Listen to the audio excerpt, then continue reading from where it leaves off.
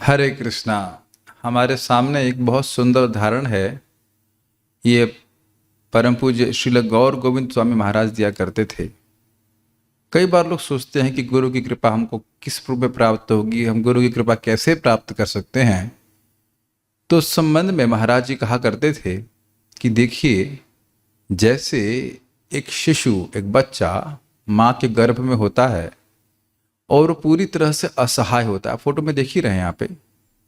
उसका एकमात्र आश्रय होता है जो नाल होती है, गर्भनाल कह लीजिए, जो गर्भ में नाल होती है, जो बच्चे को अपनी माँ के शरीर से जोड़ती है। और उसी के द्वारा, यानी अन्य और किसी वस्तु के द्वारा नहीं, उसी के द्वारा वह बच्चा पोषण प्राप्त करता है, या ये कहा जाए कि उसी के द्वारा वह जीवित रहता है। बहुत अच्छी बात है, इधर विचार कीजिए। उसी के द्वारा वो बच्चा जीवित रहता है। माँ से संबंध, माँ का द्वारा, माँ का जो भी शरीर में रस है, तत्व जो कुछ भी है, वह उस बच्चे को उस नाल के द्वारा ही प्राप्त होता है। तो गुरु, एक प्रमाणिक वैष्णव गुरु जो मंत्र हमको दिए हैं, जैसे प्रभुपाद की कृपा से हम लोग को हरे कृष्ण मंत्र प्राप्त हुआ है। तो हरे कृष्ण मंत्र ही एक नाल के समान है जो हमको जीवित रखेगा। तो बड़ा स्पष्ट है कि जैसे माँ के द्वारा पोषण बच्चे को मिलता है नाल के द्वारा, ऐसे ही हरे कृष्ण मंत्र, हरि नाम के द्वारा एक साधक को अपने गुरु की कृपा प्राप्त होती है। परम पूज्य राधा गोविंद महाराज से भी उनके एक शिष्य ने कहा कि मैं आपकी सेवा कैसे कर सकता हूँ, कैसे प्रसन्न कर सकता हूँ आपको। तो कहते हैं आप अच्छे से जाप कीजिए, यही मेरी सेवा है। श्रील प्रभुपाद जी कहे कि मैं गोलोक में हूँ, गोलोक में जाकर के जप कर रहा हूँ और तुम लोग यहाँ पे जप कर रहे हो, और इस प्रकार से हम लोग कनेक्टेड हैं। आई थिंक सभी लोग इस बात को समझ रहे होंगे। अब ये भी बहुत सुंदर बात यहाँ पे आ ही रही है, तो इस विचार करना चाहिए कि देखिए, जैसे हम एक छोटे बच्चे की स्थिति को देखें कि उसके लिए और कोई आश्रय नहीं है माँ की कृपा के अलावा, उसी प्रकार से साधक को सोचना चाहिए कि उसकी ज्ञान की शक्ति, उसका सामर्थ्य माया से उसको जीतने में कुछ मदद नहीं कर पाएगा। जब वास्तविक परीक्षा आएगी, परीक्षा तो केवल गुरु की कृपा ही है। और गुरु की कृपा किस रूप में है? जैसे यहाँ पे वर्णित है, भगवान के नाम के उच्चारण के रूप में।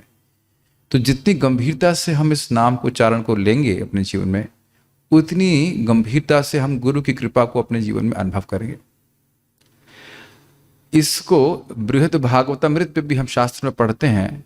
आप पूरा तो आप नहीं जानते होंगे उसके बारे में, लेकिन एक भक्त हैं गोप कुमार, और वो जगन्नाथपुरी में जगन्नाथ जी की सेवा कर रहे होते हैं। वहां भी उनके गुरु आ जाते हैं, कहते हैं देखो जो मैंने तुमको मंत्र दिया है उसकी तुम उपेक्षा नहीं करो।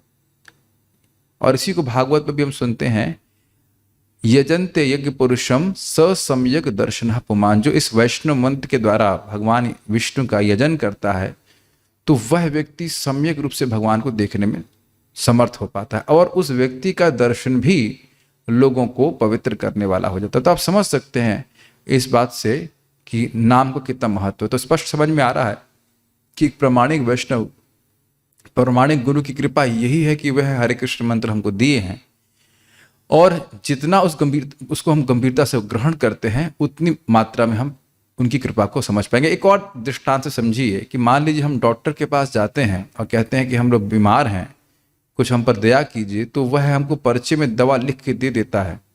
तो दवा खाना ही या दवा का बता देना ही ये डॉक्टर की कृपा है। और कोई व्यक्ति कोई कहे कि इस पर्चे को अपने लेकर सर पे चिपका देंगे, उससे कुछ डॉक्टर की कृपा मिल जाएगी, तो ऐसा नहीं होगा। तो आप स्पष्ट समझ गए, भगवान का नाम उच्चारण ही जीवों का या एक साधक का संबंध है अपने गुरु के द्वारा, गुरु से, और इसी के द्वारा उसको गुरु की कृपा, भगवान की कृपा प्राप्त होती है। तो सभी लोगों को बड़ी गंभीरता से व्यक्ति को हरि नाम का में आश्रय लेना चाहिए। हरे कृष्णा।